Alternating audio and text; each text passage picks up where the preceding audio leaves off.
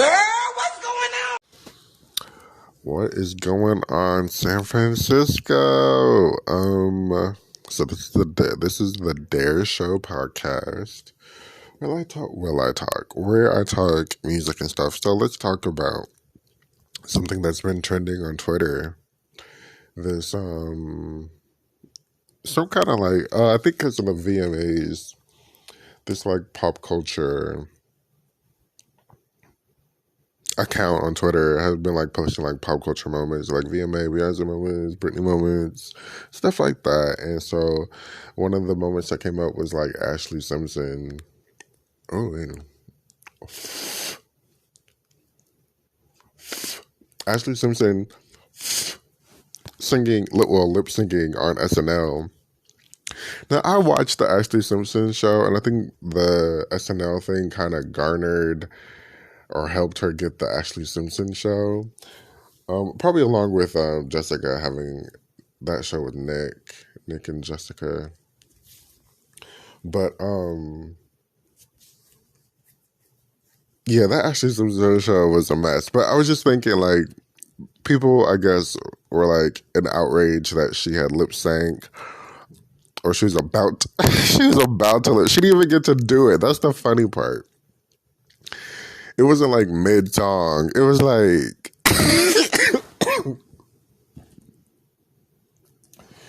it wasn't even mid song. It was like right before the song. Excuse me. I should have probably talked before I warmed up before I pressed record. It wasn't even mid song. It was right before she started to say, like, she didn't even get to clock in.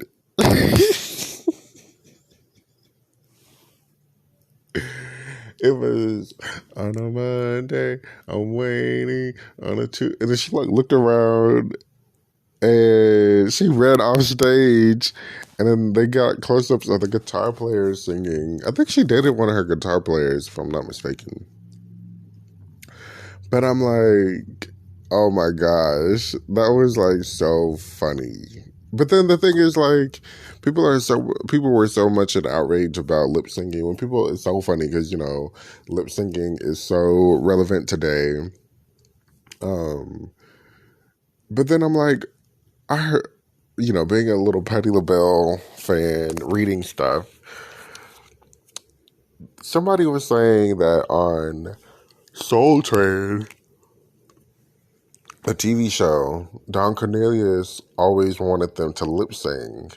Also, don't they lip sync on, like, allegedly they lip sync on the Super Bowl.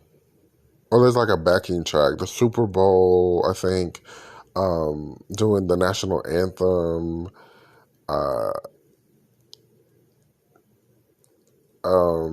Yeah, which is, it was a pretty good lip sync. Beyonce's was a really good lip sync. I did not know that. But anyways, but I'm like, I think Don Cornelius, somebody was like on a Patti LaBelle like fan page or whatever. They were like, Patti always wanted to sing live,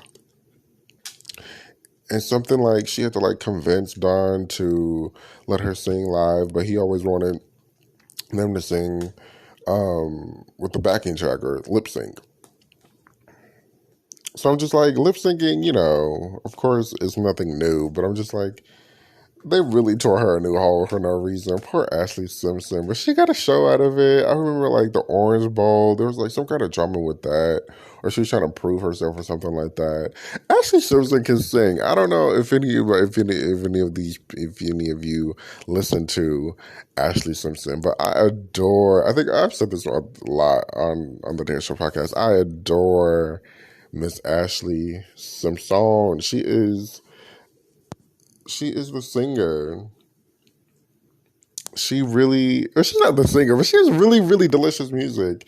And I'm like, what's new? And no, Nothing New is my favorite song from her first album. That soul, well, I love Lala. I love Autobiography. Wait, let me pull it up right quick. Just to give you a little rundown. Ashlee Simpson doesn't actually have a bad album. I, you know, just don't listen to that third album a lot.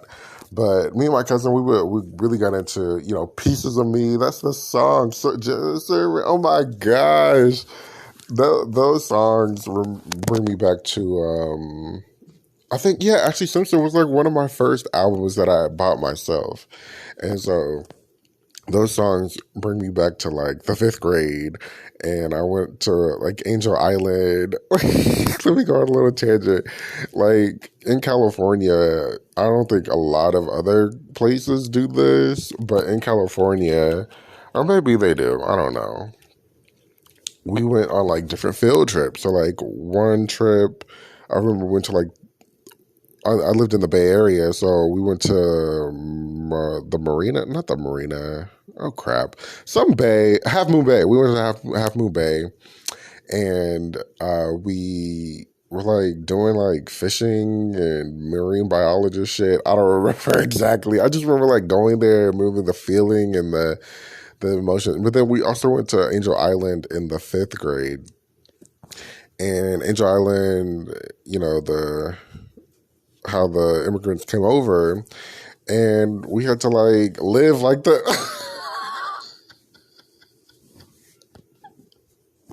we had to like live. I need to stop laughing. We had to live like the fucking immigrants, like the soldiers. That's what it was. And oh my gosh. So we had to like bring our own. It was like 3 days too. We had to bring our own canteens and shit, like these metal culture, these metal plates and shit, backpacks. I still have my beautiful little shirt. I love that shirt. What else? We had like sleeping on like bunk beds. The food was like, I don't remember what we ate, but I don't think it was that amazing, right? It was like cooked on the fire, and there were no s'mores. I'll tell you that. And then the main thing was, okay, two main things were, I had, what did I do? Okay, so we had to like stay up and take turns during like shifts during the night to like watch out for the bad people.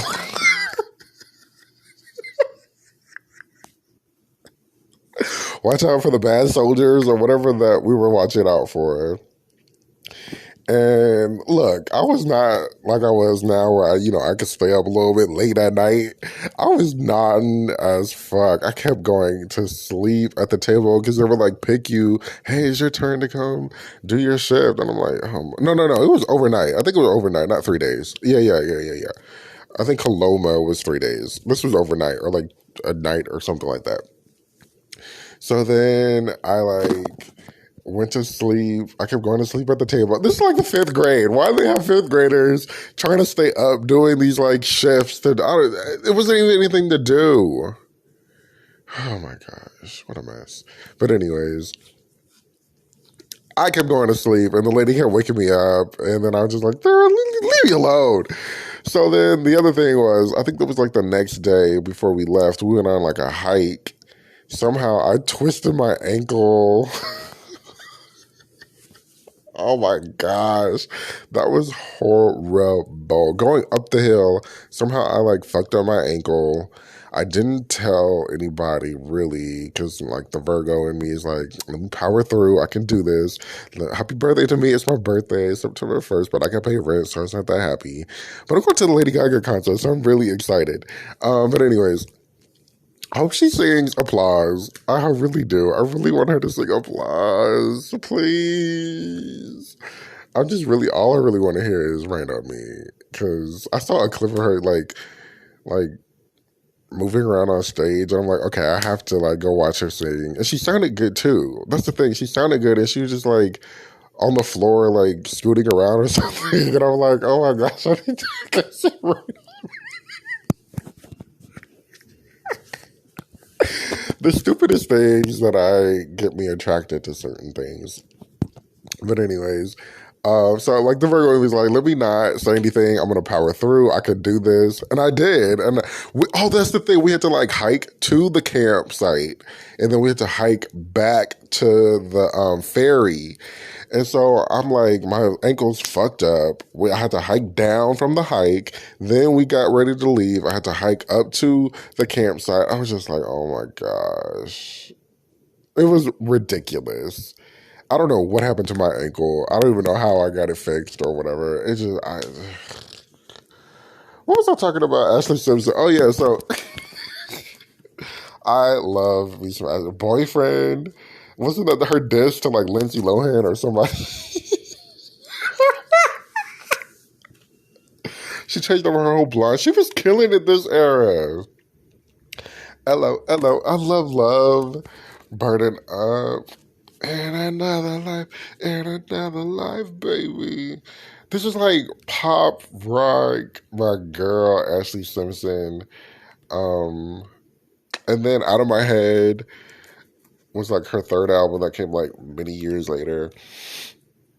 The only thing crazy about Ashlee Simpson is how did she end up dating, or not even dating, marrying Evan Ross? Like, how do you end up marrying and having children with Diana fucking Ross's child? Where did that? I did not see that in the cards. I did not see that in the cards. But anyways, shout out to Ms. Ashlee Simpson and her lip singing. She probably was embarrassed, but it's like, I'm sure she's over it now, as we all are. Okay, so the last little quick thing, music related, I wanted to talk about was Bootylicious. I'm so surprised Bootylicious isn't like more incorporated in the Beyonce catalog. I think I was in like a little behind the scenes deep dive. Oh my gosh, I did not know that the last Destiny Child album she was recording. She recorded it, and then she was also filming Pink Panther. But I'm like, how did you do that? But you were remote. Like you were in Paris filming Pink Panther, and I know most of the album was recorded in the States. Maybe it was like initial beginnings, but she said it was only 3 weeks. So that's not that long. But anyways, I was on this like deep dive and like behind the scenes of Beyonce stuff. A lot of stuff I'd never seen before, or a couple of stuff I'd never seen before. It's like the Beyonce, like the Work It Out video behind the scenes. And she was like a hula hoop. Like I heard about the hula hoop, but I didn't really know. She was like in like hula hoop competitions and shit. And she's really fucking really good at the hula hoop. I was like, oh my gosh. Get a hula hooper. That would be fun to bring back a little bit if she could still hula hoop like that. But like it had like rhinestones on it, and she had like 2 days to shoot the video. She was hella tired because she had just got off tour, and then she had to go back on tour with Destiny Child. Crazy. But anyways, oh my god! And Bob Mackie lent them a bunch of his like vintage designs that people. That's the thing about vintage stuff that confuses me, because it's like, how you make a design, but every woman is kind of different. So like, how do you constantly alter these vintage designs? Doesn't that kind of fuck it up at some point? That's the only question about the vintage stuff. Like, how are you guys wearing these vintage pieces and you're not necessarily all the same sizes? But I guess maybe you are, or maybe there's different prototypes or different sizes that they can choose from. Okay, cool. Because that, like, Jerry Hall, remember from the I Am tour, that classic Jerry Hall ombre Terry Mugler dress that she wore for like At Last and Listen and Scared of Lonely. I'm like, Jerry Hall does not have the hips that Beyonce does. How the fuck did she get into that dress? But anyways, what was I talking about? Oh, Bootylicious. So I don't know where I got Bootylicious from, but anyways, I'm surprised that Bootylicious isn't more incorporated into her like music, or nobody's really sampled it, or she hasn't really like brought it up because it's the number one song. I'm surprised she hasn't like sampled it herself or something like that. Which is so interesting because, you know, what I wrote down, she talks about billionaires, being a billionaire all the time. She talks about Ivy Park all the time. She'll reference the elevator every now and then. It's just like, what about Bootylicious? I remember she has, and we haven't heard it yet. Okay, let me stop playing with that because I think you can hear that. Let me take a break and get some water because I'm kind of suffering. And when I come back, I want to that's all I got to really say for this week. But I want to talk about Rhoda, give you, you know, your little Rhoda Young recap. Next car, honey, next car. So welcome back. So I had a song of the week, but I definitely don't remember what the song of the week was.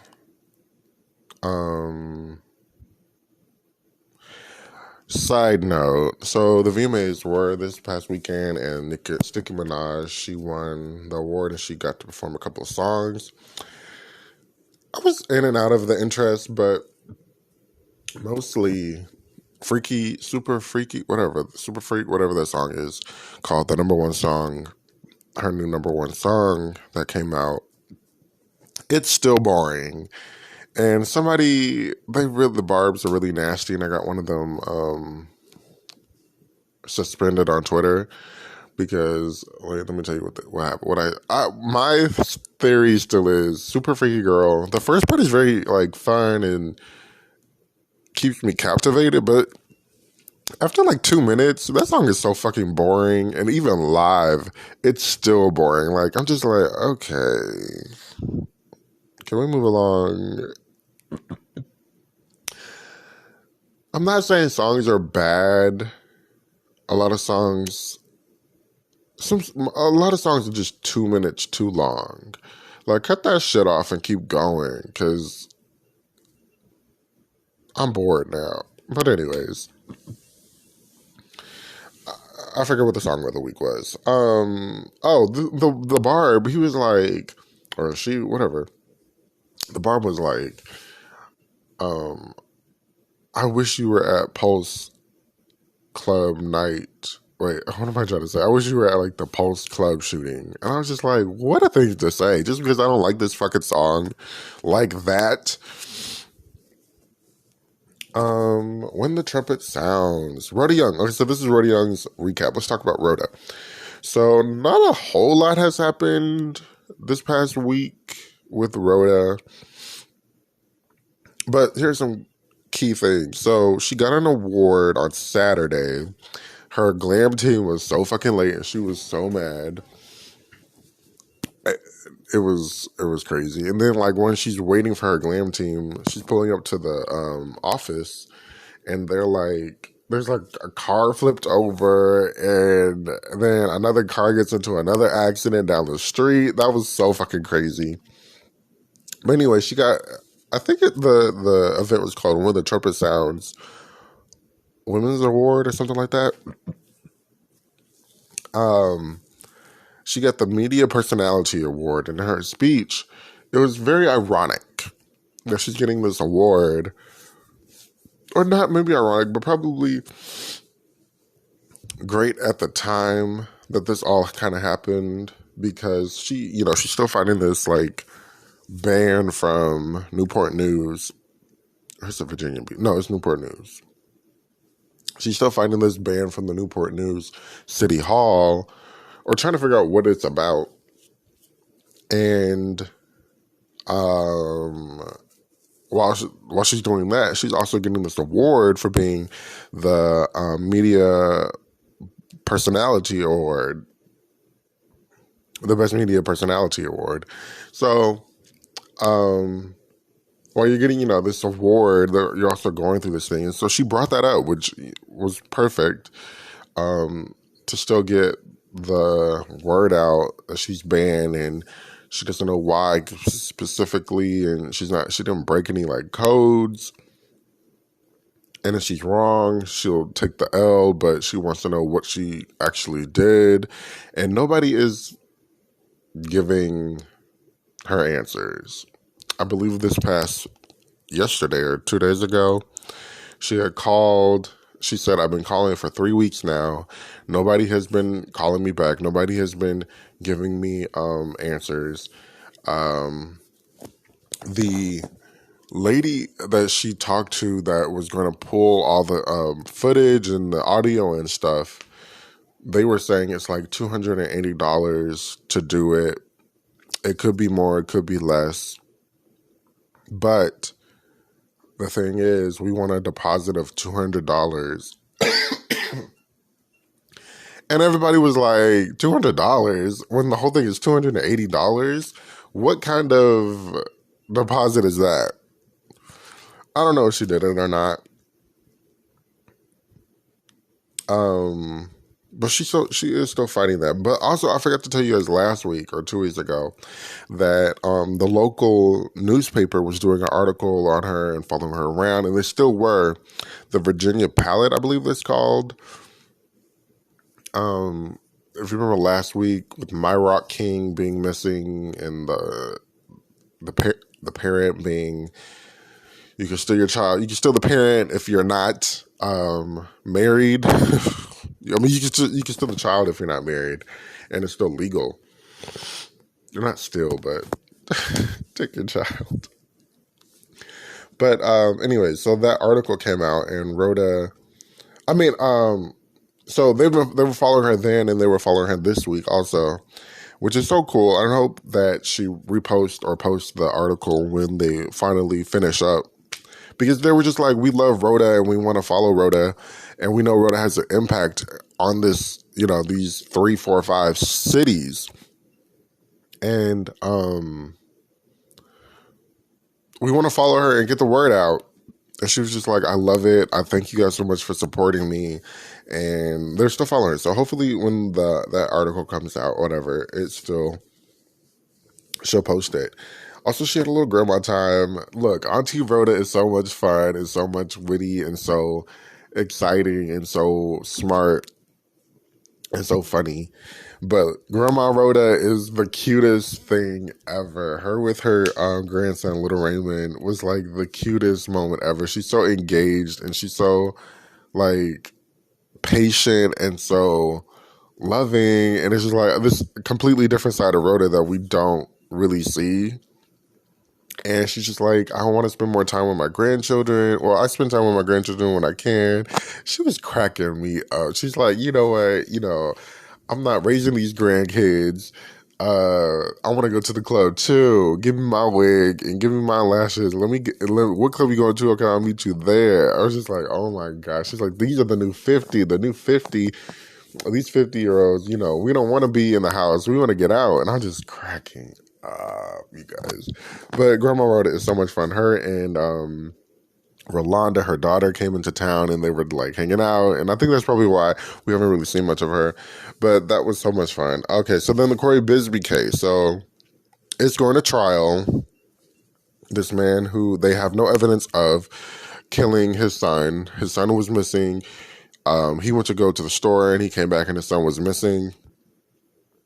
Nobody knows where the son is. Nobody knows if the son is dead or alive. Amina Matheny Willard or Martina. Wait, what does she call her? What does Rhoda call her? I think it's Martini, whatever. Her and Rhoda, it comes off as like a one-sided beef because Amina is always very gracious and pleasant with Rhoda, but Rhoda, she'll talk about you. Not talk about you, but she'll get her feelings out about you. Which is so funny. So Amina stepped down and now she's co-attorney. So now I guess the case has like 4 attorneys or something like that. The trial is in November. I don't really know what this trial is for because there's no murder charge. And so the other anchor from like whatever other news station was there, he kept Andy is his name, and people were kind of reading him in the comments because I think we all picked up on what he was trying to say. He kept badgering Amina about Corey Bisbee being the prime suspect in murdering his son. But there isn't any murder charge. Nobody has any evidence that the son is dead or alive. There's only like child neglect charges or some kind of like, probably not, I don't want to say kidnapping, but I don't think it's kidnapping, but it's like child neglect charges, stuff like that. And there's like a lot of them. And so the thing is, he's not being treated well. Or I'm not saying he's not being treated well, but overall he's not being treated well. But the thing is, at the end of the day, I believe they're like, if he is guilty of any of these charges you guys have on him, which none of them are murder charges, he's already served the amount of time that these charges are supposed to be served. And so they're just like very confused about what's going on. And it really is confusing and it's weird. And they're trying to like make him, the police were trying to make him, make him be, what am I trying to say? They're trying to make him confess to a confession that isn't true, a false confession. Or they were trying to. When they interrogated him, it was like 30 officers interrogated him or talked to him and stuff like that. And it's just, this whole case is really crazy. So hopefully this does come out. I believe it's going to be a jury charge. I mean, a jury trial. So hopefully this does come off in a positive note, because I'm kind of on Corey's side from all the information I've consumed. I don't think, why would he kill his son and then go to the police and say his son is missing? Where is the mother? Why isn't the mother concerned or spoken out?